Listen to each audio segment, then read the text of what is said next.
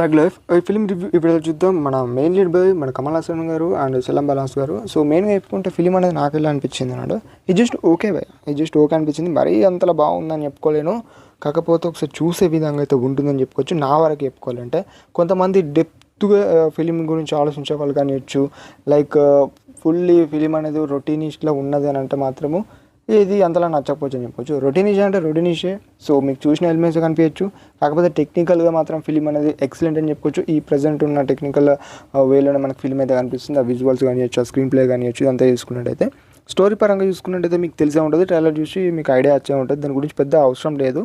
ఒక revenge type of film అని చెప్పుకోవచ్చు. ఒక బ్రదర్ లాగా మన కమల్ హాసన్ గారు మన శంభు గారిని చూసిన తర్వాత అనుకోకుండా ఒక పెద్ద ఇన్సిడెంట్ తర్వాత అది ఎటువంటికి దారి తీసింది, సో వాళ్ళకి ఇద్దరికి వచ్చిన క్లాష్ అవుట్ ఏంది అనేది మీరు ఫిలిం చూసి తెలుసుకోండి. అంతకుమించి ఏమీ లేదు పెద్దగా స్టోరీ చెప్పుకోవాలంటే.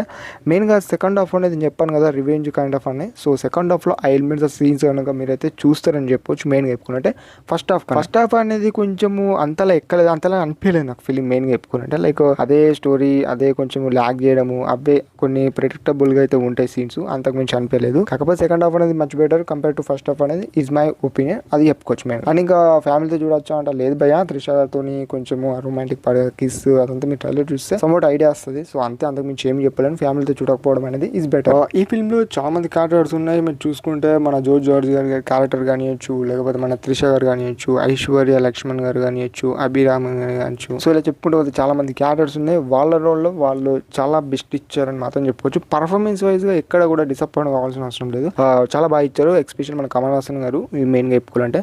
కాకపోతే కొంతమందికి ఈ ఫిలిం అనేది ఇండియా 2 అంటే ఆ టైప్ లో స్టోరీ అంటలేను, సో అదే ఎట్లా అది రాడ్ అయిపోయిందో సో ఈ ఫిలిం కూడా అలానే అవుతుంది అన్నట్టు చాలా మంది అంటున్నారు. సో చూసే విధంగా ఉంది, చూసే విధంగా అయితే బాగా అనిపించింది. కానీ అంతలా కలెక్షన్స్ వస్తాయా రావా మరి ఎలా ఉంటుంది అనేది ఎవరని చెప్పలేము.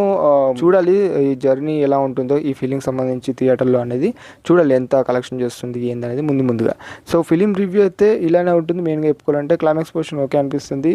చెప్పుకోవాలంటే మనం చూసిన ఫిలిం చాలా చూసినాం ఇలాంటి ఫిలిమ్స్ అన్నట్టు ఉంటుంది. సో అంతకు మించి ఫీలింగ్ గురించి చెప్పుకోవడానికి ఏమీ లేదు. అండ్ బ్యాక్గ్రౌండ్ మ్యూజిక్ చూసుకుంటే ఓకే అనిపిస్తుంది.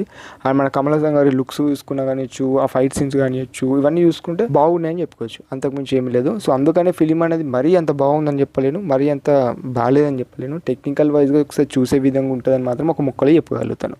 అండ్ ఇలా అయితే ఉంటుంది తగ్ లైఫ్ అనే మూవీ రివ్యూ. అండ్ ఈ వీడియో కనుక మీకు నచ్చితే మన ఛానల్ని సపోర్ట్ చేయండి అని ఎక్స్పెక్ట్ చేస్తున్నాను.